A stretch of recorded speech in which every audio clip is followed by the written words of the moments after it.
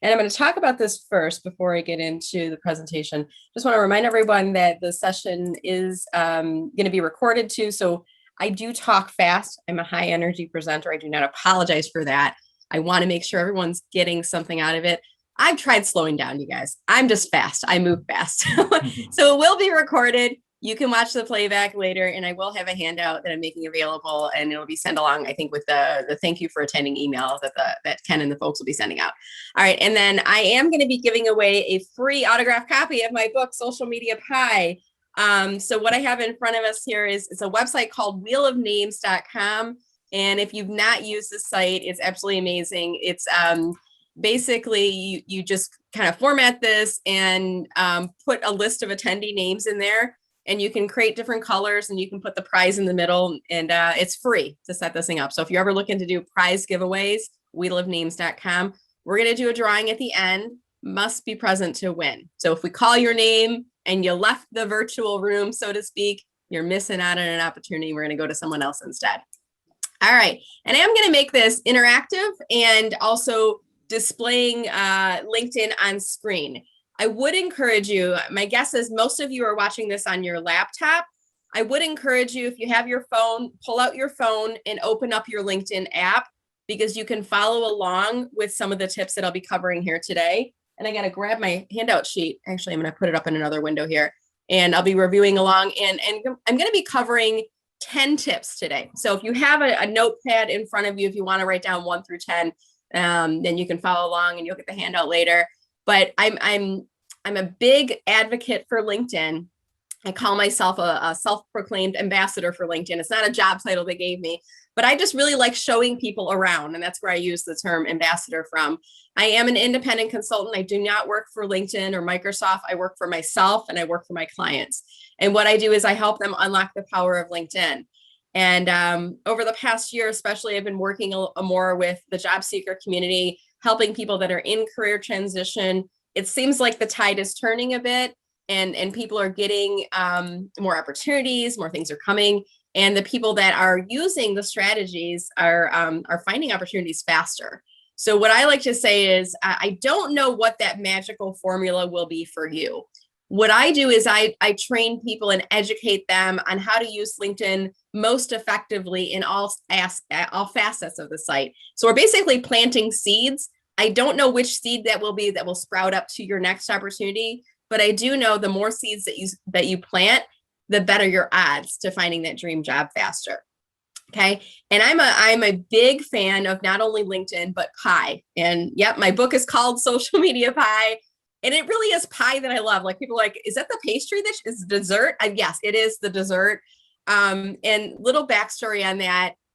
I did a presentation a couple of years back, and I had a pie themed background and template.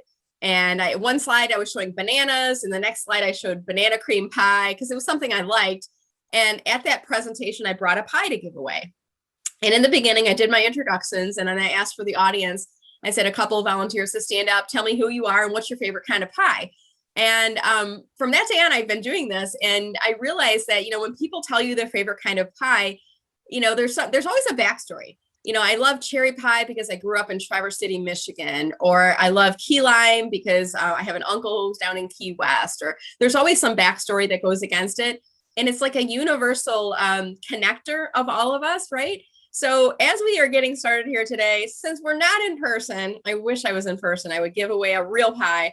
But since we're virtual, I'm going to give a copy of my book away. But I would love to hear from all of you. And I would love to, if you guys could go into chat right now and give me an introduction of yourself.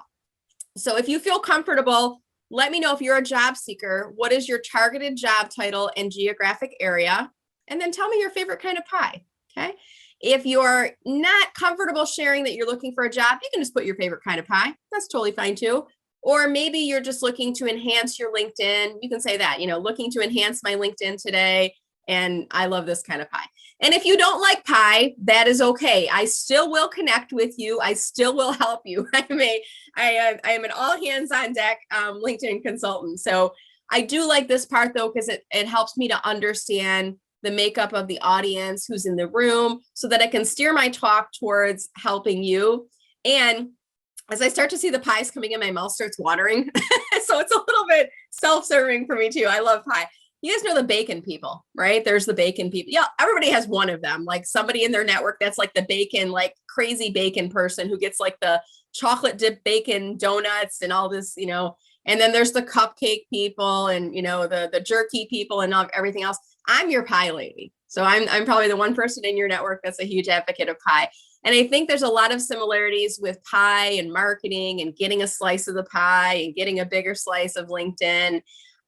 So what I'm going to be walking you through here today are top 10 LinkedIn strategies for getting a bigger slice of the LinkedIn pie to help you with your job search. So I'm breaking this down because this is as easy as pie, right? So the first category, P, we'll be talking about profile optimization. So if you have a piece of paper in front of you, if you write down number 1 through 10, the first 5 are going to be tips regarding your profile optimization. The next 2, so tips number 6 and 7, will be invitation strategy. So there's the I, invitation strategy tips, okay? And then the final 3 tips will be along the lines of engaging with your network. There's the E, engaging with your network, okay? So we'll be going through 10 strategies here today, focusing on helping folks that are using LinkedIn for job search.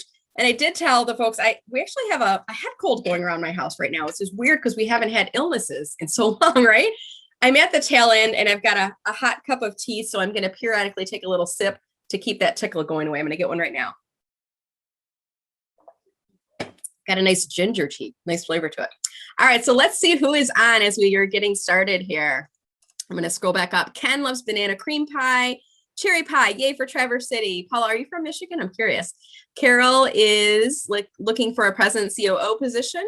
And thank you for sharing your LinkedIn URL as well. Favorite pie, apple with carberries. I haven't heard of carberries before. Is that cranberries or carberries? I haven't heard of that. Cindy Porter, nice to see you, Cindy. Favorite pie is Reese's peanut butter pie. Oh, that's another level right there. You got chocolate, peanut butter, and pie. You got all three things going in there. Pat loves pumpkin pie and a business owner looking to enhance the profile. Pat, by the way, I don't know if Pat is a he or a she. This just reminded me though that LinkedIn is now rolling out the gender pronouns on your profile. So if you happen to have a name like Pat or Shannon or anything like that, where people aren't sure, is it a male or a female? Which pronouns do they prefer? You can now enable those on your profile. So just a little bonus tip for you there. All right, apple with lots of cinnamon. That's a great pie, Barbara. Thank you for sharing that. Trisha loves cherry and lemon. Karen loves cherry pie as well. Okay, so we got a mix of people looking in terms of enhancing profile. We've got some job seekers in here. Carol loves pumpkin pie. Zoe loves blueberry. My mouth is watering right now, you guys. I love this part. David loves cherry pie. Strawberry rhubarb. That's a good pie too. I like that too. It's if you feel like you're getting something that's healthy for you, you know, with both of those options that are in there. All right, awesome. So very good to see your introductions. Thank you guys so much. So let's get started. I'm going to start with the very first profile tip for you. And this is to be visible and look current. This involves your headshot photo. And I'm going to pull up a couple of your profiles as we're going throughout the presentation today. If you want me to pull your profile on screen, drop your LinkedIn URL. And as I go through these tips, I'll pull a couple of them on screen. I'm going to start with Ken, and I'm not going to pick on people. I'm going to highlight Ken. I want to just show you this as an example. So what I'm referring to here is this headshot photo, and this is that circular image that we see on our profile at the top. Now, nowadays, because of all of these Zoom meetings and virtual events, you have to look like your photo. And I like to say, look like the best professional representation of yourself today, okay? It really should be a professional looking image. If you have access to and the budget to afford a professional photographer, guys, it is worth it because you're making a first impression with that photo, okay? What I look for in your headshot photo, is it pleasant? Is it professional looking? Is the background intentional? So if you're one of the people, I'm not going to make eye contact with you, but if you're one of the people that took your picture in your car as a selfie, I know there's a couple of you on here because there's every group, that is not an appropriate LinkedIn photo. At minimum, if you're taking a selfie yourself, do it at home. And even better than taking a selfie, because we always get this weird chin angle, right?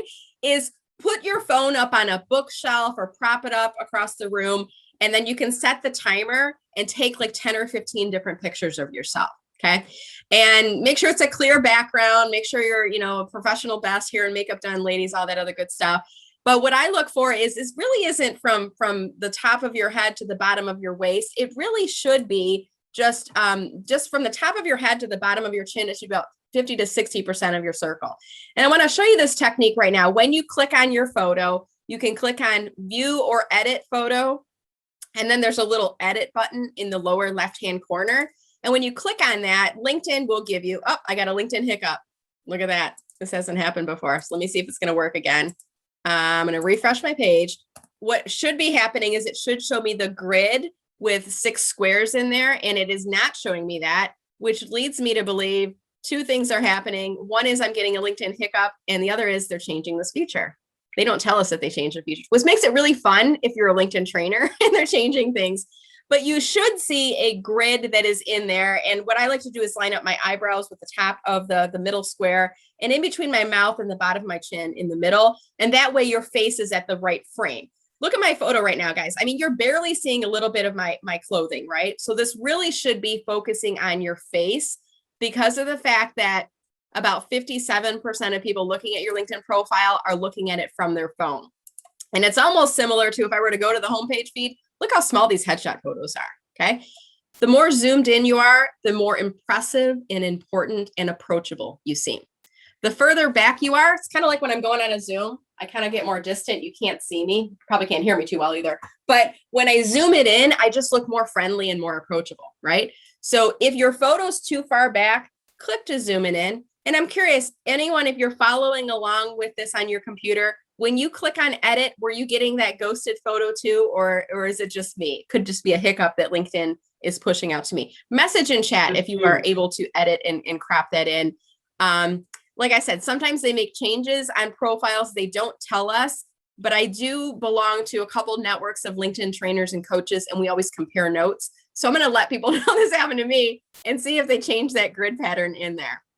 All right. So tip number 1, again, is to be visible and look current. And when I say be visible, what I want to share with you guys is there is a way that you can look to see what do other people see when they are looking at your profile. What you need to do is go on your profile in the upper right-hand corner where it says edit public profile and URL, click on that. And I'm going to put this link in chat right now. And when you visit this page, it's going to show you this is what other people see when they land on your profile. Now, if you happen to land on your profile, if you look at this view and you're noticing the gray avatar for your photo, that means nobody can see you. Let me show you this in my settings right now. If I scroll down in the right-hand column, kind of scroll down under profile photo, let's say I change that to only first-degree connections, okay? Now, when I scroll back up, you can't see me, right? Many people will not accept invitations if they cannot see your photo, okay? And I've seen statistics that say you'll get anywhere from 17 to 22 times more invitations accepted if we can see your photo. So what I would recommend in terms of visibility is change it so that it is public, okay? Everybody can see it. When you change that setting, now you can see my photo on this account, okay? So again, we want to be visible. We want to look current. Current means within the past 5 years. This should not be your high school graduation photo. Should not be your wedding photo. It shouldn't be the first professional photograph you took 20 years ago. It should look like you today. We want to look representative like our photo. All right, I'm going to pause and see if there's any questions in chat about the photo field before we move on. Bob is getting the grid. Thank you, Bob. So I'm guessing it was a hiccup for me. Sometimes hiccups happen when they are launching new features. So I'm going to poke around a little bit and see, did I get anything else added? And I might even log out, come back in, and then see if I can get that grid again later. But chances are it's not gone away. They just temporarily paused it for some other reason. Okay, so Barbara asked a question. Why suddenly has the green dot next to my headshot changed to an orange plus sign on the iPhone? Excellent, Barbara. And this is actually a really great question. There is now a feature on your LinkedIn profile. They're rolling it out. If you don't have it yet, you'll get it soon. You have the ability now to add a cover video to your account. And what happens here, let me just show you this right now. You can see around my headshot photo, see how the orange ring appears around my photo? I know that I have it. If you can see an orange ring when you go to LinkedIn and visit my profile, that means that you have it, okay? It's when you have the feature, you can see everybody else that has it. It's kind of crazy. But what you'll do is on the mobile phone, there's a place that you can upload a cover video. I'm going to click on here right now and I can see it says view or edit cover story. My understanding is I have to do this the first time on mobile. And then after that, if I wanted to make changes or swap out a new video, I can do it from desktop. So what you can do now is, and I'm going to refresh my profile just to show you, is you can upload a video. And when someone visits your profile, see how it's starting to play a video message right now? And if I had my volume on, you'd be able to hear the message that I have in there. So LinkedIn introduced this cover video as a way for job seekers to give a quick introduction of themselves. When it first launched, I think it was between 10 to 20 seconds. I think they're testing it because I'm hearing some people are getting a 30-second video. So I'm going to say, just for sake of argument, keep it to 10 to 20 seconds. And really, it's just a quick introduction. It's your elevator pitch. Okay, something like this. Hi, this is Brenda Meller. I'm looking for a marketing director position in Metro Detroit. Let's connect on LinkedIn so I can tell you more. That's a quick sound bite, quick video message. People can pull a little bit of your personality by listening to it, and it could differentiate you from other candidates that they're looking at. Okay. So if you do have that in your mobile app, I would highly recommend that you, where it's the orange plus sign on the iPhone, that means that you have the cover video enabled. Hopefully that helps you out. The green dots actually mean something different. The green dot, like if I look at Ken's profile right now, it's a solid green dot. And sometimes I might look at profiles and it's like a white circle with a green dot in the middle. One refers to being on the desktop and one refers to mobile. I think the solid one is on desktop, if I'm not mistaken. It just means that the person has LinkedIn open right now. Now, does it mean that Ken is sitting in front of his computer waiting for your message? Not necessarily, because I don't know about you guys. I'll sometimes open up LinkedIn and then I'll go do work, right? And I just leave it open. So I'm not actually in LinkedIn. But if I happen to send Ken an invitation and he accepts it right away and I see that he's on LinkedIn right now, I may message him back right away, because I know I'm going to hit him when he's live on LinkedIn. So that's what the green dot stands for. Okay, good question. Let's see if there's anything else before we move along here. Let's see. Yeah, it can differentiate you from the crowd, Ken. I agree with you. Green dot is gone and the orange plus sign is not present. That's interesting. Barbara, I'm curious, do you have the cover video feature? If you could look at your LinkedIn app and see if maybe they're swapping the look of that out. And that's why the green dot is not there anymore. Let me know if you could, please. Okay, I'm going to keep us going here. So our first tip was to be visible and look current. We were talking about your headshot photo. The next tip involves your LinkedIn headline. And your headline is this field that's right underneath your name field. And I'm just going to highlight Ken's on here if I can try to do this kind of slowly here. This is the headline field, okay? Now, by default, your headline will be job title at company, okay? If you have never changed it, it's going to pull from the latest position you have listed on your profile and the last employer you have on your profile. And that's what will be in that field. This is called headline, okay? So let's think about using the headline as a headline. And when I think about headlines, I think about magazine headlines, okay? And when I'm kind of scrolling around Facebook or checking out different news sites and I see a headline that says, who was it recently? J-Lo and Ben Affleck are getting back together or something.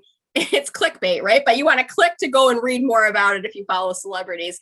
So I think about that headline. The goal of that headline is to get me to click and go read about, what is it? Is it Benifer, or I don't know how they do that name. But whatever it is, I see the headline and the headline causes me to click and go read the article. Okay. So here's my recommendation for all of you. If you are a job seeker, your headline should have one or two of your targeted job titles in there. And I also think about putting something else in there that helps to differentiate me, makes it a little bit interesting and compelling. Now, do keep in mind that your headline is something that follows you around on LinkedIn. What do I mean by that? Well, let me show you this. I'm going to go to Ken's activity section right now. So when Ken comments on a post, and I can see right here, Ken, look at this, Ken Schur, right? Career coach, career management, executive coach. The headline follows him around. So when he is posting, it's a way of getting people to click to come back to his profile, right? Because he's kind of dropping that whenever he comments on LinkedIn. Same thing occurs whenever you are posting on LinkedIn. When Ken posted, yesterday, I can see his name field and then right underneath that, a portion of his headline. Now you can see at some point it cuts off, ... right? I usually tell people in your headline, be front loaded and top heavy. They do give you 220 characters in total, but what I would do is really focus on something that is differentiating you and making it very easy for people to understand what you're looking for in the first 60 to 80 characters. Now, I'm an opportunistic marketer, guys. So if LinkedIn gives me a box to put something in, I'm going to put something in the box, okay? If LinkedIn gives me a box that allows for 220 characters, I'm going to have as close to 220 characters as possible. Do you need to? No. You can have a short headline. You can just say, enthusiastic marketing director. That's perfectly fine. But what I would think about is all of the keywords that I have in that headline field. These are going to help me to bring people back to my profile for one, and they also help me to come up in more search results on LinkedIn. Okay. So the more words I use, the more profile views that I get potentially. And your profile is where you are selling yourself. That's where you're selling yourself as a candidate. If you're using LinkedIn for business developments, where you're selling your company, your products, your services. If you're a consultant like me, that's where you're selling your consulting businesses and your services, right? So the headline is going to be used to bring people back to your profile. So my second tip again is to be strategic with your headline. Include at least one of your targeted job titles in there. And remember that that does follow you around. While we're on the subject of headline, guys, if any of you have in your headline seeking new opportunities or unemployed or in between successes, I would recommend that you take that out because of the fact that I'd rather have people discover that when they get to your profile rather than advertise that in your headline. Okay. And also I think about when recruiters are using LinkedIn, they are searching for job titles. So they're looking for an engineer, a sales manager, an HR specialist, a marketing manager. They're not looking for in between successes or unemployed. They're not looking for those keywords. Okay. Now they may be pleasantly surprised when they get to your profile and they see that you're immediately available, but let's not lead with that. Okay. So take that out if you do have is my recommendation in there. Okay. So that's my second tip. I want to see if you guys have any questions about headline before I move back in there. Let's see here. Nothing yet. And I see there's a couple more links. I'm going to pull up a couple more profiles. I'm going to use Carol for my next one, if you don't mind, Carol. All right. So my third tip is to review your contact info. Okay. Every one of us has a contact info section on our profile. And in the desktop version, it's at the top. It's right below your headline field. So it's going to say the city and state that you're in. And then there's a little blue contact info link.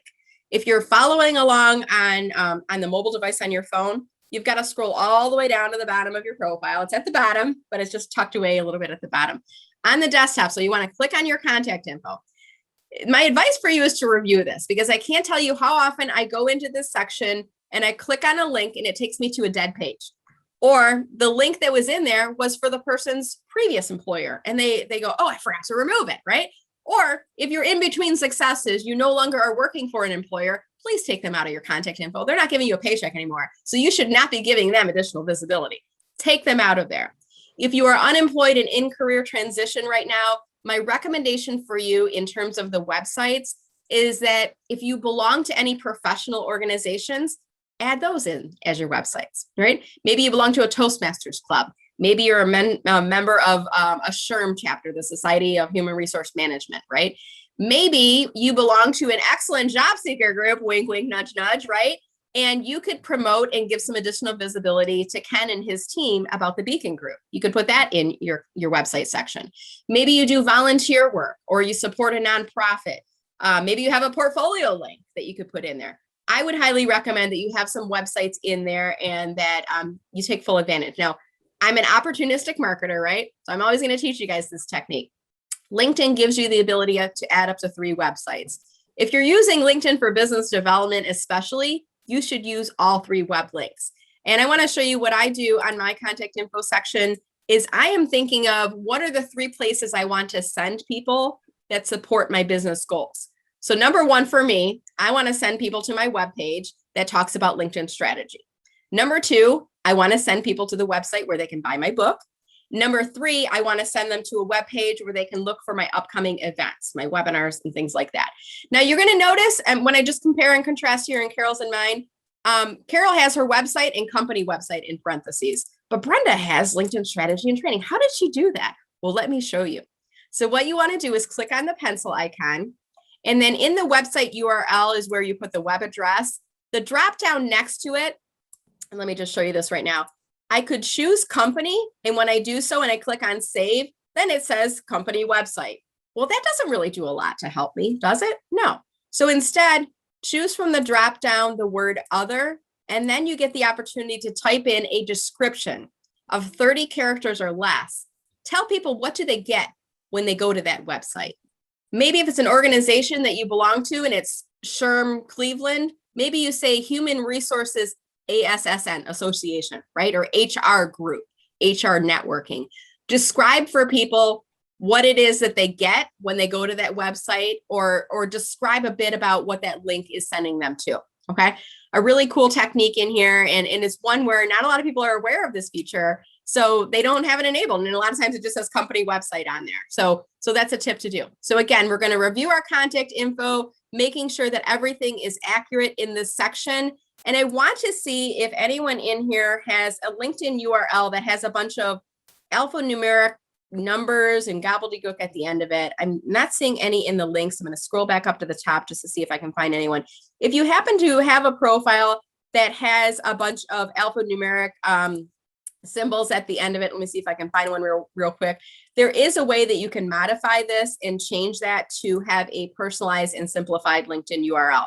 I'm going to click on one of these because I'm sure I'm going to find one in here. Okay, so here's one right here. So see how at the end is 90B197, like what is that, right? LinkedIn assigns that number to you when you first are getting set up. You can and you should change it. What you would do is click on Edit Public Profile and URL at the top right-hand corner when you're on your profile. And then there's a little section in here called Edit Your Custom URL. Brilliant, right? Click on the pencil icon. And the only thing you can change is after the last slash mark. What I recommend is just first name, last name, all lowercase. Don't put any dashes or spaces in there. LinkedIn's going to lowercase it anyway, so don't worry about trying to make it uppercase, okay? So that's how you would simplify it if you have anything that's different, at that gobbledygook at the end of it. All right, so we talked about being visible and looking current, being strategic with your headline, reviewing your contact info. Now let's move on and let's talk about your about statement on LinkedIn. And let me see if I can find someone else a profile that I could share. Carol, I think I showed yours, right? Yeah, I did show yours. Let me see if I can find someone else in chat here. You guys want to drop your LinkedIn URL in chat? I would love it because then I can pull a couple more of your profiles up on screen. Get some visibility from doing this too. All right, let's try Paula. Okay, so we're going to look at your about statement next on your LinkedIn profile. Okay, I'm going to scroll down to the about section here. And I'm just going to pause right now because most people, I want you to listen to this, most people will not click on see more. Okay, I want you to keep that in mind when you are writing your about statement. Most people will not click on see more. Now, Paula, if you were to pull up your profile on your phone and scroll down to the about section, you're going to notice that we can't see as much of it on the mobile. So it's probably going to cut off right around here, if I were to guess, okay? So you want to really focus on the first 3 visible lines of your about statement. Now, they do give you 2,600 characters in total. And as an opportunistic marketer, I'm going to use as many of those as I can. But I know that the first 3 lines are the very most important. So you should be focusing on the first 3 lines. That is my 4th tip for you, okay?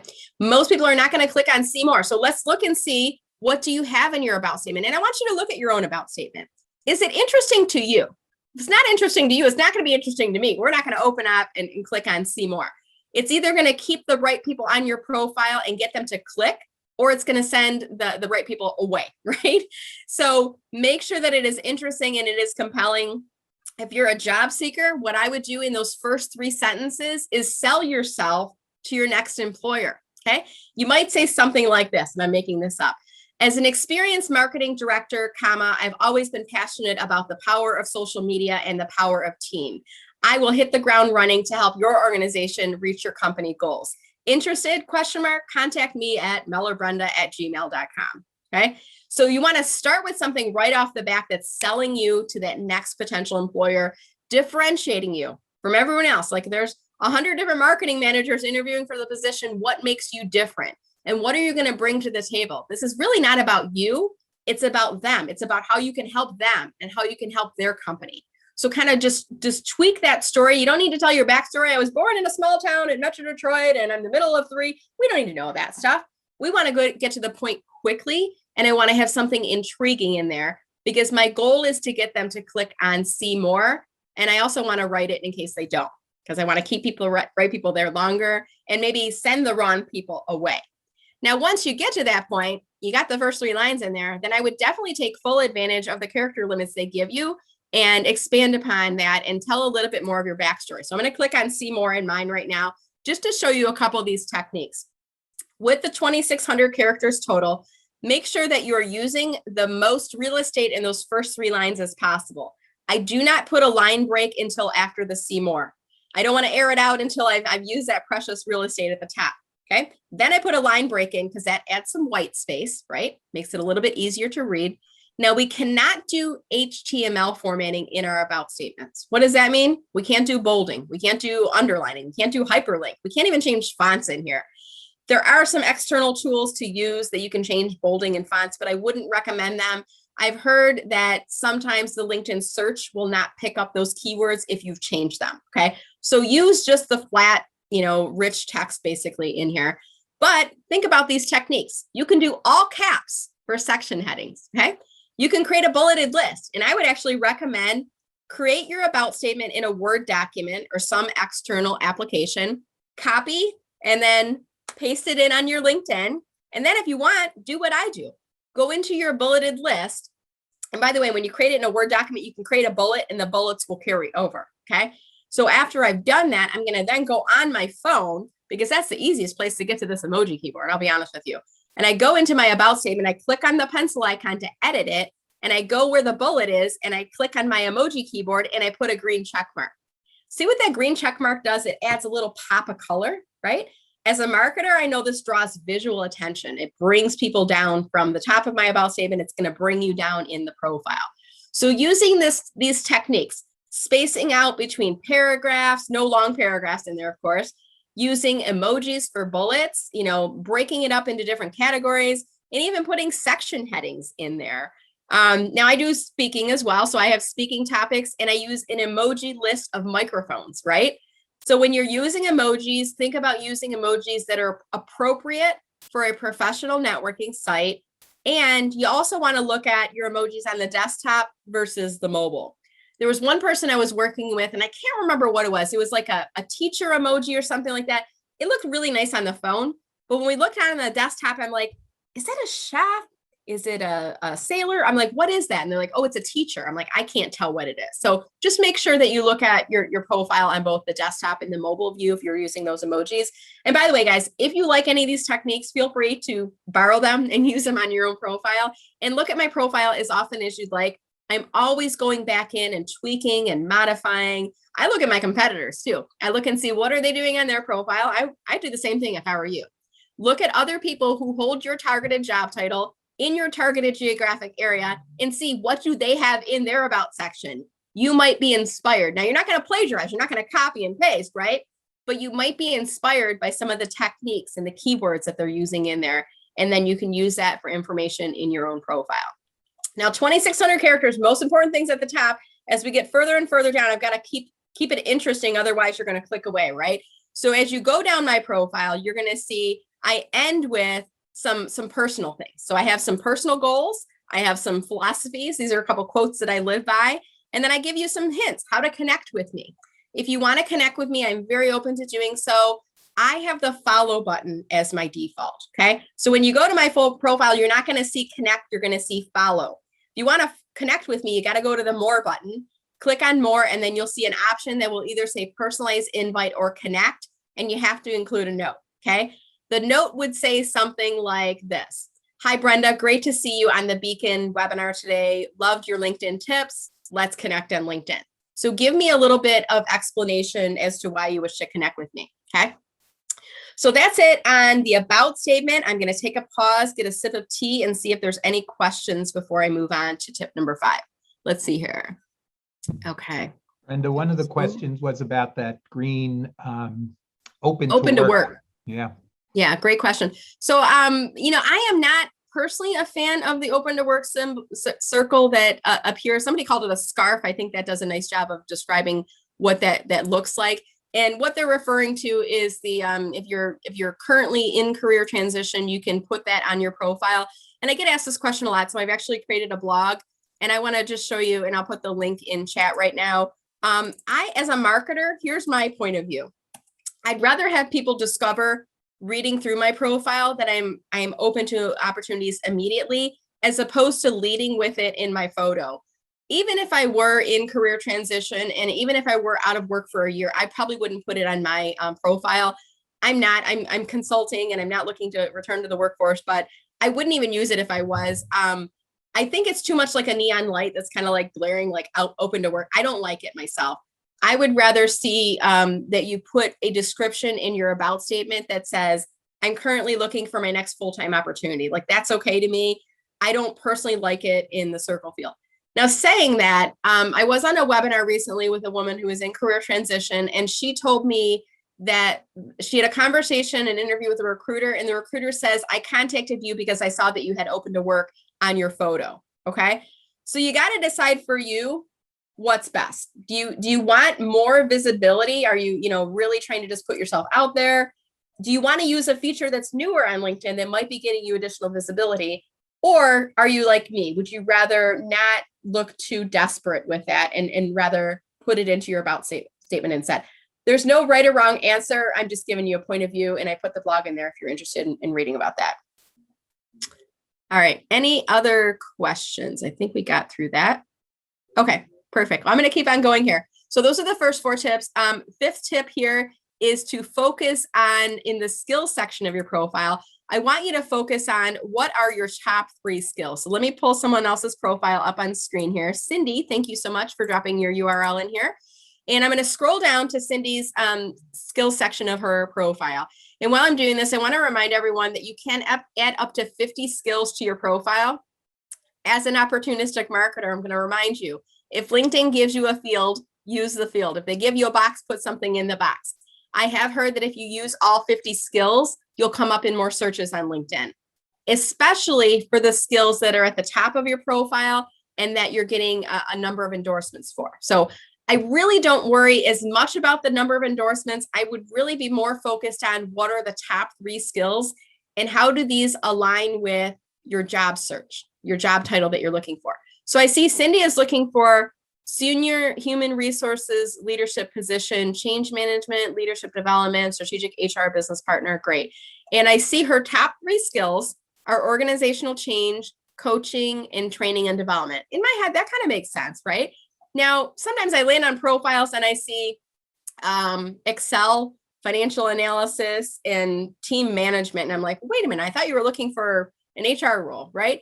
If you want, you can actually modify your skills list. And I think Cindy has already done so, because I can see that her endorsements are a little bit differently ordered, which is great, Cindy. I'm glad to see that you've moved them around.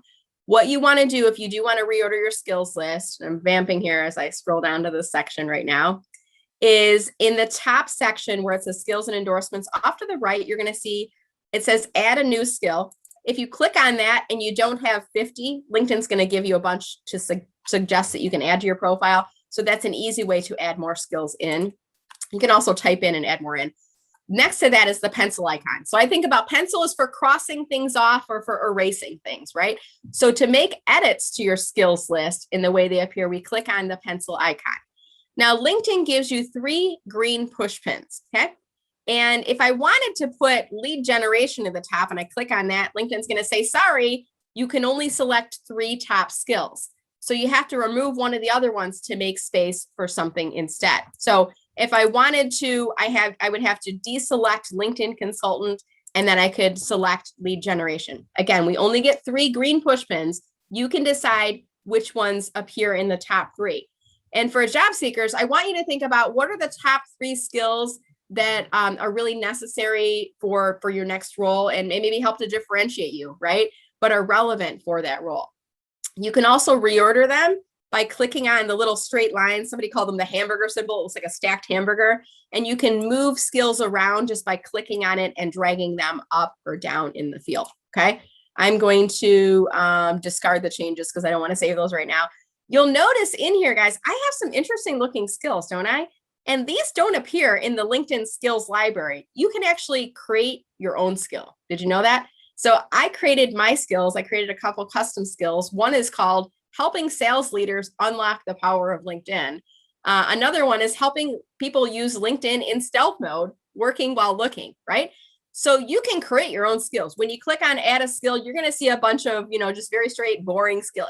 They're all professional, but they're just pretty straightforward. Communication, team leadership, strategic marketing, all of that stuff.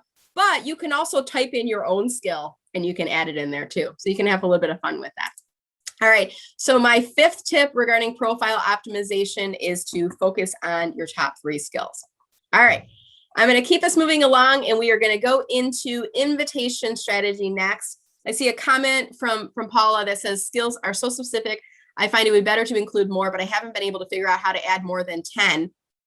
You can add up to 50 in there, Paula. So when you click on add a new skill, if you don't have 50, it will say you can add 12 more skills in there. Okay.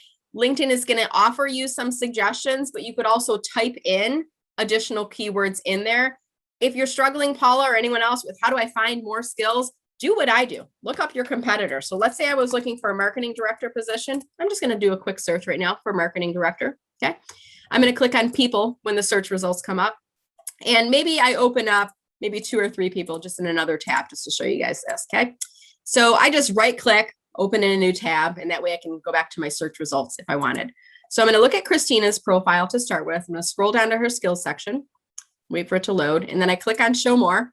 Okay, and I'm going to look at her skills list. Oh, event management, I can do that. So I might write that down, right? And email marketing, I don't have that one. I'm going to write that one down too, okay? Christina didn't invent these skills. It's just they have them on her profile, right? So now I'm going to look at Louis' profile. I'm going to do the same thing. I'm going to go down to his skills section. Give it a second to load. I'm going too fast for LinkedIn right now. So I can see he's got a bunch of them on here. Oh, pay-per-click. That's something that I do, right? And that's a keyword that comes up in a lot of job titles. So look at your competitors. If you only have 10 right now, you can add more in. You can look at the suggested list, or you can visit competitors' profiles, jot them down on a notepad, or even open in another window, and then you can add more in there. Robert says, I missed how you add your own. Can you please circle back and show us that? Absolutely. So let me go back to my profile. You just type in LinkedIn. It'll take me back over here. And I'm going to delete one profile, one skill out, and then I'll show you how to do this because I'm at 50 right now. But I always keep a couple in there that are kind of not necessarily as relevant, so I can do some of these examples in here. So I'm going to click on the pencil to edit first, okay? And I'm just going to actually take out lead generation because I don't know, I'll add that one back in later. So then I go on add a new skill, and I'm going to type in, let's see, generating leads on LinkedIn as a skill. Okay. So I just type that in, type it into that box at the top, like you're searching for it, and then click on enter. Okay. That's it. Like it seems like it's like, did it work? Yep. That's it. All you have to do next is click on add. Okay. And then if I wanted to, I could click on the pencil icon. And let's say I wanted to put that custom skill in my top 3. I only get 3 green push pins, so I would have to deselect one of them. Maybe I take LinkedIn Consultant out of there. And the new skills that you add, they're always going to go into the bottom. LinkedIn doesn't know where to put these, so they call them other skills. So it's going to go into the bottom, and then I would click on that little green push pin there, and that is going to move that up to the top position. And then I click on save. Now you're going to notice right now, guys, helping sales leaders unlock the power of LinkedIn. I only have 14 endorsements. I mean, I just added this, I don't know, about a month or so ago, and I've already got 14 for it. Helping people use LinkedIn in stealth mode, I probably added that about 2 months ago, and I've got 45 endorsements. The ones that are in the top 3, you're going to get more endorsements for, because it's the ones that people will stumble upon when they're visiting your profile. Okay. Hopefully that demonstration helps out. Ken has a great question. When I did the search results, he's like, how did they get to the top of the search results? Ken, I wish I could tell you the magic of the LinkedIn search algorithm. We have tried to decipher why and who and what, why people are coming up in the search results on LinkedIn. There's a few things that we do know about how are people coming up at the top of search results at LinkedIn. One is, do those targeted keywords appear on their profile? So I see marketing director is the words I'm looking for. Christina has marketing director. Louis has marketing director. The second Christina has communications and marketing director. It's also going to scan through their profile and see how often are those keywords and phrases listed. And from here, it gets a little bit fuzzy. I have heard if you have marketing director as a skill and you have 99 endorsements, you're going to come up in more searches. But a lot of people aren't going to put that as a skill because it's a job title. So I don't know if that's necessarily advice that's right or not. The other thing is you're going to look and see how many times does that word appear throughout the person's profile. They're also going to look at proximity because they're trying to figure out which person are you looking for. So you're going to see at the top of my list is a lot of second level results. And as I move down and I go on to future pages, it's going to have third level results. So they're people that are further out from me. Now I'm not showing a lot of first level results in here because I'm already connected. So they're thinking, well, they probably don't want to look for this person. You're looking for new people. Okay. It's a bit of a gray area, Ken. I wish I could give you, here's the search algorithm formula. All I can say is, try to make sure that you're filling out all the right fields. Your targeted job title is in the headline field. I would also put it in your about statement someplace and then make sure it's in at least one of your experience sections as well. Does that help you out? Ken, if you have anything to add to that, please feel free to unmute. I have a question from Charlie about ATS. I am not an ATS expert. The question is, do ATS systems search all the words on LinkedIn or only certain fields or words? I can't answer that for you, Charlie. I'm not sure if anybody on here is a recruiter or has better experience with ATS. My experience, Charlie, has been more from the marketing side of LinkedIn. I've looked over a couple people's shoulders that have LinkedIn Recruiter, but I've never been a user on the administrator side of ATS systems. So I'm not sure how that would work out. But if anyone else have some suggestions for Charlie, feel free to pipe in on chat. Okay. I'm going to do a quick time chat. I think we're supposed to end by 1:30 here today. Is that right, Ken? Could you give me a nod or heads up? Yes. Yep. That's okay, perfect. You're doing great. Thank you. All right, good. And we'll keep going with questions. And as I'm pulling up profiles, we'll look at your profiles too. All right. So my next tip for you guys involves invitation and messaging strategy on LinkedIn.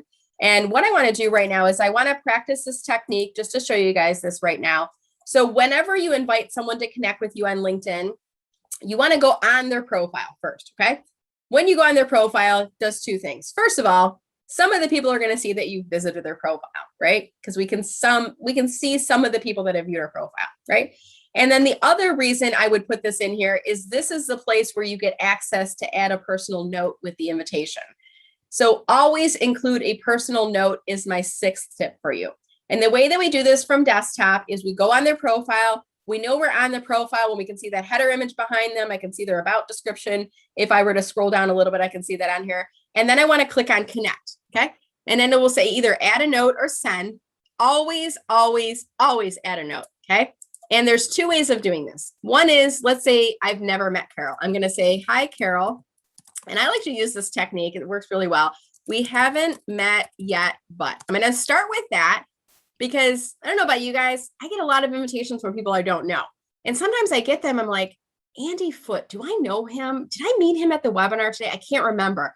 Well, if Andy tells me we haven't met yet, but I'm like, oh, okay, we haven't met. So now the pressure is off me trying to rack my mental Rolodex, right? So I let them know right off the bat if we haven't met. And I might say we haven't met yet, but, and then I'll say we share several. And I'm going to find a couple items on her profile that we either have in common or things that are interesting to me. Okay. So in this case, I might say we haven't met yet, but we share several common connections, including Charlie Timmons. And Charlie is my good friend because he's been on the webinar with me, right? That might be enough. And I might also say we're both located in the Midwest or something like that, right? Or we're both consultants or something like that.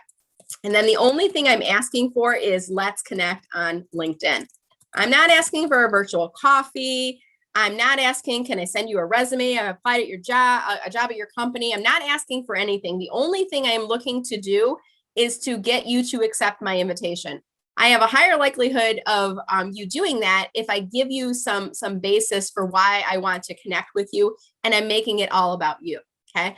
Let me try and see if I can find one more person because I want to show this in the webinar here today. Barbara, are we connected yet? Let me see. I don't know if we are. Okay. So Barbara, I'm going to use you an example. So let's say you have met the person. I'm going to click on connect. I'm still going to add a note. Even if I know you very well and I know you're going to accept my invitation, I'm still going to use this technique. And I'll show you why in just a second. Hi, Barbara. I'm going to always do hi first name, right? Hi, Barbara. Nice to, and I might do air quotes, see you on the LinkedIn webinar today. Oops, typing and talking on the LinkedIn webinar for Beacon today. Did I spell that right, Ken? B-E-A-C-O-N? Okay, good. Let's connect on LinkedIn, Brenda Meller. Short and sweet, because Barbara's a busy person. Barbara doesn't have time to listen to my whole backstory, right? Barbara is going to be more apt to accept that invitation if I make it all about her and if I remind her where it was that we met, right? It's about Barbara remembering where we met. It's not about me and what I'm selling, right? Or a job that I'm asking her for. So if you have met, remind them where you met and then click on send. Why is this important? Well, you know, I don't know about you guys. The older I get, the more, I call it my mom brain. I don't know, maybe it's just getting older. I kind of forget. I'm like, where did we meet? Ken, and I'm like even thinking this morning, when did we meet? How did we meet? Well, here's the cool thing, guys. If you have personalized invitations, and we must have been on a webinar together, Ken, because I don't even see it in here. But usually if I have a personalized invitation going to the person, I would see it in there and I would see the messaging history. And I might go, oh, I forgot. I presented at that Beacon webinar. So it helps me as well as helping that other person, right? So you can see the messaging history that's in there. So my sixth tip again is to always include a personal note, make it all about them. The only ask is to connect, okay? You're a job seeker, you're not putting any of that information in there. When they accept, we're going to move into step number 7, which is after they accept, send a follow-up note, okay? And you'll notice sometimes you see these notifications coming in on LinkedIn where you might say, Ken accepted your invitation. If not, you can always go back to their profile later. And what I like to do is as soon as that person accepts the invitation, I'm going to message them back.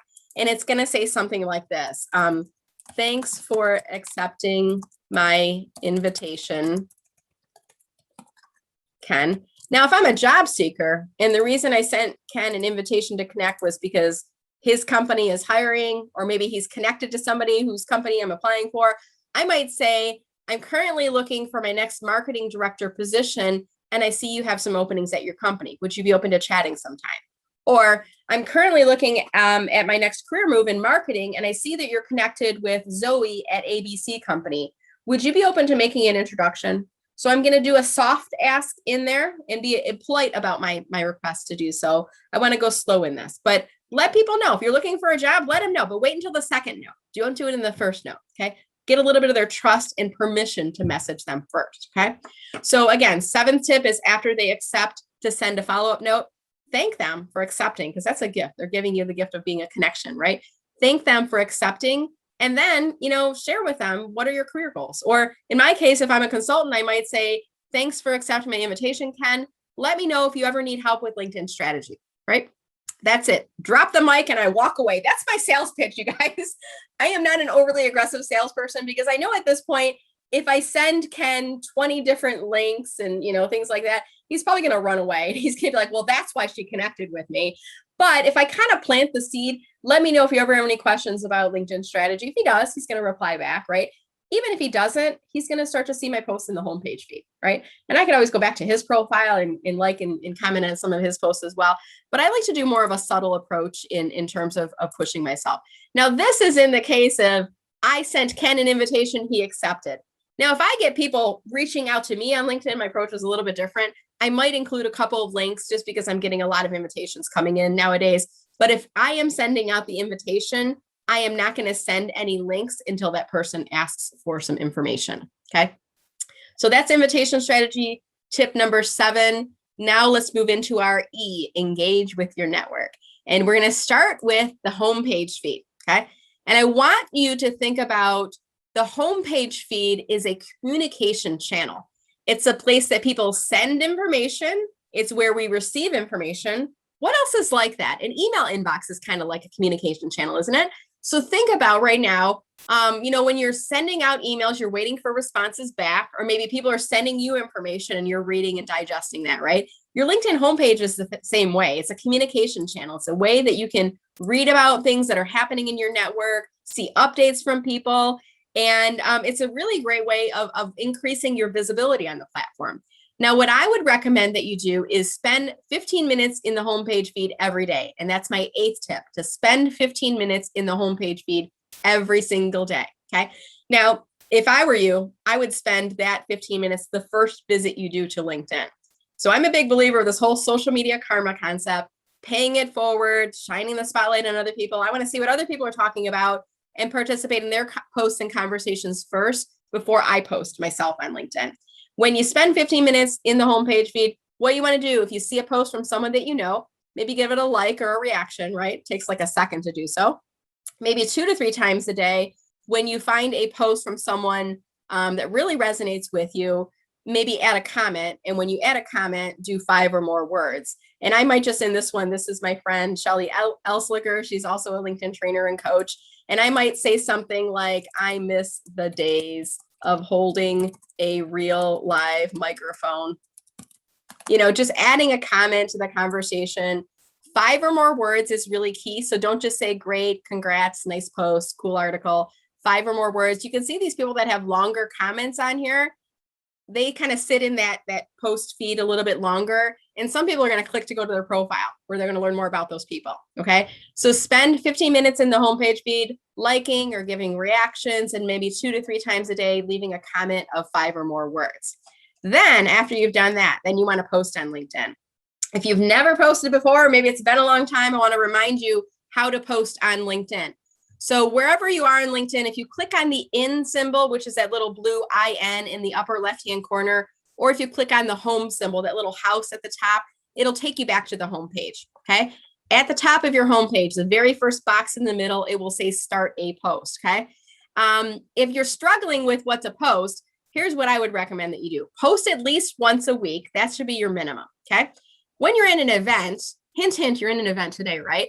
If you're taking notes down, that's great. You can post and talk about it afterwards on LinkedIn. If you want to get fancy though, you could grab out your camera on your phone, right? And what I would do is pull out my camera phone. I'm gonna do this right now. I'm loading up my camera. I'm gonna turn it sideways because LinkedIn prefers horizontal pictures. I'm gonna take a picture of it, okay? And I'm gonna pull my profile on screen in case anyone wants to do this right now. So take a picture of it, and then you could post that photo from your phone even into the LinkedIn by using the LinkedIn app. And you could say something like this. Today, I attended a phenomenal LinkedIn presentation developed or led by @Brenda Meller. I'm going to tag the speaker in there, period. Kudos to @Ken Sure. I'm going to tag Ken for booking Brenda, period. She was amazing, period. Here are a few of my key takeaways. 1, spend 15 minutes in the homepage feed every day. 2, review your contact info. 3, after people accept invitations, send a follow-up note. I'm just making this up. This is off the top of my head here. But this is a great way. Anytime you go to an event, whether it's an event for job seekers, an industry event, a chamber of commerce, a Toastmasters meeting, even any of those things, right? Get in the habit of taking pictures and from your camera phone, or if you've got a screen clipping tool, that's great too. And then go on LinkedIn afterwards and tag the speaker and tag the host or the presenting organization. So I'm going to show you how to do this tagging right now, just in case you don't know how to do it.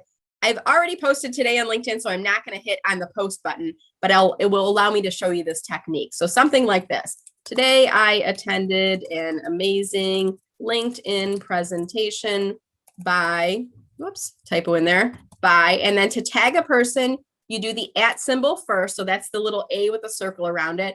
Then start typing in their name. If you have a lot of people with that name in the dropdown and you're not seeing them, here's my little hack. First name dash last name until you see them appearing in the dropdown. When you see that person, then you click on their name. It becomes black and bolded. It's now tagging that person. And if you wanted to tag like a company, you can do the same thing. So I might do @Meller Marketing. Same technique. First word dash second word. And that will allow you to find the company name in here. And then I might say kudos, not judos, kudos to Ken Sure. And I'm going to tag Ken, for booking this presentation. Okay. Typo in there again. So that is how you tag, and you can tag people or you can tag companies. To tag, you use the @ symbol. A hashtag is the #. That's something a little bit different. Okay. So that is how you would do that technique. So again, my tip number 9 is to post at least once a week on LinkedIn. And if you're struggling with what to post, if you're reading industry articles, you can share those on LinkedIn. Use 5 or more words when you share it along. tag and tell people about events that you attended, speakers you're learning from. You can tag people and businesses in the post. And also behind this start a post button, guys, if you click on this, there's a bunch of things at the bottom. You see the polls that are happening right now on LinkedIn? A lot of people are doing polls on LinkedIn. The way you access that is just click on start a post. And then in the bottom navigation, you're going to see this create a poll button. And I like to do really conversational type of posts, like what's your favorite season of the year? Do you prefer coffee or tea? Or, things like that are a little bit more general in nature. But I could certainly create a poll that's about my industry, that's about my area of expertise. So let's say, for example, I was an executive assistant looking for a new job. I might create a poll that says, what do you think is the top skill for an executive assistant to have? 1, organization. 2, anticipating needs. 3, punctuality. 4, other, comment below. Okay. People are going to participate in that post. Some of the people are going to be people who have executive assistants, right? Others are going to be people who interact with people who have executive assistants, all of which could be leads for me if I was a job seeker, right? I might connect with them, I might follow up with them, and there's some opportunities there, okay? So that's just a couple of additional strategies that you can do behind that start a post button. And my 10th and final tip, and then we'll open this up to some Q&A, is to build social media karma. I'm a big advocate and a big believer of the power of social media karma. And karma in general, is what you put out to the universe comes back to you. When I think about social media karma, I'm really referring to what you put into LinkedIn and into your network will come back to you. Things really started to change for me on LinkedIn when I stopped talking about myself and focusing so much about myself and my business. And I started shining the spotlight on other people. And I would talk about events that I was attending, and I might do a Friday shout every week, and just starting to really participate in the homepage feed and get more engagement with other people's posts. And I'm going to give you a couple tips on how to build social media karma as we finish up. One is, as you're visiting people's profiles, simple thing to do, endorse them for their top 3 skills. And I'm going to show you this technique right now. I don't know if I've endorsed you or not, Ken. We'll see if I have. So I already have given him endorsements for his top 3. I'm going to go down a little bit lower. So I'm just going to click on the skill. I click on the plus button next to the skill to give them the endorsement. I'm going to click on business planning. I don't mess around with this part where they're like, how good is he? How do you know him? I don't know that this helps you. I think this helps LinkedIn. Okay. So I don't really mess around. I just click on the plus button and then I close it. Okay. So I'm just going to give him a couple of quick endorsements. That is building up social media karma. Ken's going to get a notification in his inbox. It'll say, Brenda Meller endorsed you for sales effectiveness and 2 other skills. Okay. And I always think about the last one is the one that they're going to see. So if you want to bring visibility to yourself, pick one that you think they're really good at. And more than likely, Ken will reply back to me in a message saying, thanks for giving me an endorsements. And he might even return the favor. He might go to my profile and give me some endorsements. But endorsing them for skills, that's one easy thing you could do. Another thing is give the person a LinkedIn recommendation. So as job seekers, I know all of us know at least one other person, maybe 2 or 3 or 5 that you could give a recommendation to. So I want you to think right now about 2 names, 2 people that you could give a LinkedIn recommendation to. Maybe these were people who left your employer at the same time as you, right?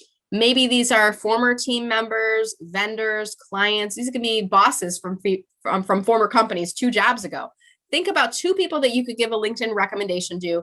You do need to be connected with them on LinkedIn. And then at the top of their profile, all you need to do is click on the more button and click on recommend, and then follow the steps through to give them a recommendation.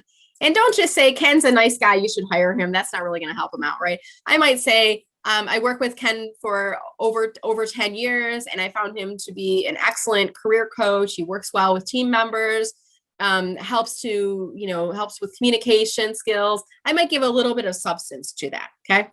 So building social media karma, you can give someone a recommendation, and I like to pay it forward in the form of recommendations. I always strive to try to have more recommendations given than received. I've got to catch up a little bit on mine right now, but I would highly recommend that you always focus on giving more recommendations with no expectation that they're going to return them. Some of the people will, but that's not why I give them. I give them because it's the right thing to do. I want to build up that social media karma, and I want to shine the spotlight on other people. Okay. And the other thing, we talked about this already. If you're building social media karma, you can do so by commenting on other people's posts. You can reply when people comment on your posts. All of these things together, it's building up this karma. By paying it forward, it will come back to you. Okay. So if you're not getting the results that you want to see on LinkedIn, I want to just ask you to tweak the dial a little bit, focus more on that social media karma, on helping others on the network. And you're going to start to see that some of those things are going to start to come back to you. All right, guys. So that is what I have for you in terms of my tips for today. I think there's a way I can actually attach the handout in chat here, if I'm not mistaken. I'm going to try to do that right now. And while I do so, I want to open this up to questions. So if you have any questions, just type the word question in all caps, and then we'll unmute if that's okay. Is that okay, Ken, if we unmute at this point? Yes, that's great. I just, while everybody's gathering their thoughts and you're doing that, I want to remind people that at the end, the announcements, and it will be by 1:30. Brenda's going to give away that book, and you definitely want to win it. And if you can't win it, I would suggest you buy it. And also, I would strongly suggest that you connect with Brenda or follow her, because she puts out some amazing information, and you really will be happy that you did that. So, Brenda, I see a couple questions if I can bring them out. One wanted to know about the robotic invitations that people send out in mass, which I know you're very anti, as am Yes. I. But how do you know when it's a person or a bot? Or do you? I mean, you can tell when it's automated, just because of the language. It used to be, I'd like to ask you to join my professional network on LinkedIn, like LinkedIn pre-populated them for us. Now, I mean, you can just tell they seem very impersonal. And, when I look through some of my invitations, I usually clean these out. So I don't know if I'm going to have any in here right now, but let me see if I have one a little bit lower. They look like if they were to take out my name, you could send it to anybody. That's my test on it. Does it look like you could send this to anyone? If you're mentioning the Beacon presentation, I know that you're on today. I know it wasn't personalized. So here's one right here. If I take out the word Brenda, hey there, we are a member of the same group. So I thought it would be cool to network and get to know, connect. I'd like to learn more. Like, I don't know who this is. I don't know what group she's referring to. It feels to me a little bit spammy. Sometimes it's just, they're pitching themselves in the invitation. Great to see you're on LinkedIn. It's nice to see we have common connections. I'd like to connect if you have space in your network. That's nothing about me. Yeah. That's a very automated looking invitation. Now, what I started doing with these is, if I think it's automated, I might just reply back and say test, TEST. That's it. This is kind of an interesting technique. When they do this one, I already had this exchange with. If they do reply back, if it's automated, the second message will verify if it's automated or not, because they'll say, thanks for accepting my invite, Brenda. How about we jump on a quick call sometime and chat more, right? Yeah. So that's a quick way of doing it. You can also click on the ignore button and I don't know this person, and that will flag them on LinkedIn. If they get 3 to 5 of those, I don't know this person, LinkedIn is going to start to say you have to enter an email address. So it's going to slow them down on there. Okay. So if it seems automated, you can do my technique. You can reply back and say test and see if it's automated. If it's a real life person, they're going to reply back and say, what did you mean by test? Or did I pass your test? Or they might say something like that. And then you get them talking and you can say, actually, I'm using this technique to screen out automated invitations and bots. Are you a real person? And then at that point, you got them talking. Brenda, this is Tricia. I'm the one that originally asked that question. Ken, I hope you don't mind me just clarifying. Is on these things, if you have one that comes in with a lot of different characters and stuff on it, that's probably a bot then too, right? It has, you know how when you see characters, number signs and apps and all that kind of thing, it doesn't. I mean, some people are using automated processes to send out invitations, and other times people have almost like an email footer where there's a lot of characters and things that are templated in there to use. It's hard to say, is it a bot? Are they using a template? Or are they using an automated system to send out their invitations on there? Automation, just so you guys are aware, is actually banned by LinkedIn. So if they discover that you're using an automated service to send out invitations, you will get thrown in LinkedIn jail eventually. So right now you may not get caught. They are cracking down on this. And right now they are reducing the weekly invitation limit. I'm hearing it's between 100 and 200 right now, whereas before we could send out many more invitations in a week. and they are going through and discovering, different ways of scanning for automation. So if you're using automation, stop, because you're going to get caught and you could get your account frozen and eventually you could get kicked off of LinkedIn. So don't use automation. But yeah, Trisha, if you're, if there's a lot of things that look kind of suspicious, I would say go with your intuition on that. It probably is automation. Oftentimes when I'm getting something that looks kind of suspicious, I look at their profile, and if they're like overseas and I'm not doing business overseas, if it doesn't make sense, I just ignore them. Does that help you? Yes, thank you very much.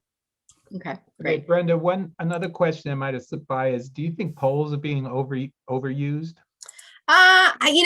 It is something that they're getting a lot of visibility on the platform right now, and there's a lot more polls that are happening. I know there's some days where I go in and I'll see like 3 to 5 polls in my homepage feed, and other days I don't see any at all.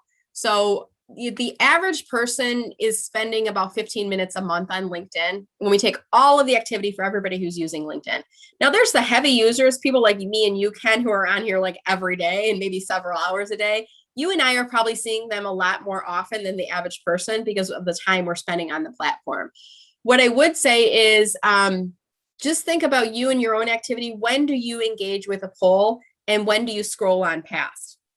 I like to make my polls more kind of water cooler talk, a little bit more conversational. Sometimes I put a question in here that could be a lead generation for me, but more often I'm just trying to keep people engaged so that I keep coming up in their homepage feed. So I wouldn't, personally, I use now 1 poll a week. If you haven't ever tried a poll, I would try them, but I wouldn't do a poll for every single post every single day. Okay, all right. There's another question, Brenda, about creating a LinkedIn pod of friends and colleagues so that whenever you post something, they all say, "Great post, love what you're talking about."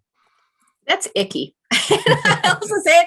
I know people do it, and I understand the reason, because the algorithm is always changing, and there are some rules that we know about the algorithm. Generally speaking, your post has to get engagement within the first few hours. It used to be within the first hour, and we would call it the golden hour. So if nobody saw it and nobody commented or liked on it, it would die a slow, quick death, right? And we would never see it again. Now, within the first few hours, it seems to be the trigger. So basically what happens on LinkedIn is when you post, it pushes it out to a small percentage of your first level connections. So it's kind of like when I'm baking and I have hot butter and I have sugar and eggs, and I'm tempering it. I'm putting a little bit at a time so I don't curdle the eggs, right? LinkedIn is doing a similar process. They're kind of tempering your post, right? They're pushing it out to a small amount of people. If it gets engagement, they're going to show it to more people, right? If it doesn't get any engagement, it's going to be like kind of quickly buried and nobody sees it on your thing. So some people are putting together pods, and basically is you all agree that there's going to be a place where you share your posts. And when you put a post there, everybody agrees to go on within the first hour or so and leave a 5 or more word comment. I've heard some people calling it priming the pump. It's kind of like getting it started so that more people see it. My concern with using pods is when you remove yourself from the pod, all of the engagement that you have is going to take a dip, unless you're posting really good content that is doing well on its own. There are some paid pods out there, and I would not recommend. I just don't like the pay to play type of a model. To each his own, but I do think that once you remove the pod, if you're not able to sustain and generate that same level of engagement, you're doing yourself a disadvantage. So I'd rather not hack the system or find workarounds by things like using pods. I'd rather figure out how do I create posts that are generating more engagement for my ideal target audience, because the goal for me isn't popularity, it's to reach the right people on LinkedIn. Single point of view, audience of 1 here, but something for you guys to think about. Okay. Thank you. And Brenda, someone asked if you could show how to change the profile to follow versus connect. Sure. So this is a setting that you can put in your back end of LinkedIn. Go under your me icon. So in the top menu bar, go under your me icon, and then you go into settings and privacy. And give me just a second to find this. While I'm looking for this in here, I do want to remind everyone that I would not recommend that you change to the follow button until you have about 5,000 connections. Part of the reason for that is this does create a hurdle for people as they are trying to connect with you. So if you don't have, here it is right here under followers. So if you don't have at least 5,000 connections, if you've got like 400 connections or 700 connections. By putting the follow button, they, in order to connect with you, they would need to go to the more button. And I would think early on, your goal is to build up more connections of people that you know first. Once you get to a certain point where maybe you're getting a ton of connection requests coming in and they're not really relevant, then it might make sense to change this. So you want to go under visibility and then scroll down to visibility of your LinkedIn activity, and you can make your follow button the primary there. What I like about this for me is follow is a one-way. So when you click on follow, you're automatically going to start seeing my posts in your homepage feed. You don't have to send me an invitation and wait for me to accept it. You're going to start to see me in your homepage feed. Okay. In comparison, the connect button is a two-way. Someone initiates a connection request and the other person has to accept it. Okay. And you only start to see each other's updates when that connection occurs, when that other person accepts it. Okay. So that's how you would do it. You would go into your privacy and settings. Great, thank you. Okay, we're coming to the bottom of the hour. You have one last chance, everybody. Well, here's one more, and then this will be the last question, and we'll wrap up and then get the book drawing. For company pages, how do you feel about asking connections to follow your company? I have had people send me requests like this before. I have no issue sending invitation requests to my company page. So I'm going to show you guys this right now. If you are a page admin on your company page, there's a setting in here, a section here called admin tools. And I'm moving everything around on my page here so I can see this. When I click on admin tools, underneath invite connections is an option. Right now they are giving us 100 invitation credits. So what this means is these are only going to be first level connections for me. If I have 5 admins for my page, every person's invitation list set is going to be different based on who their invitations or their first level connections are. If one of us has already invited Barry Demp to follow the page, Barry's not going to get 4 more invitations. So you only get it sent out once. And there's a couple ways you can do it. One is if you type in the person's name in here, you can find them. The other way, and I like this is a newer feature of your page, you can search for people who are in your geographic area. For example, let me clear that out. And then you can also search for like maybe people who went to the same school as you. So I went to Central Michigan, Fire Up Chips.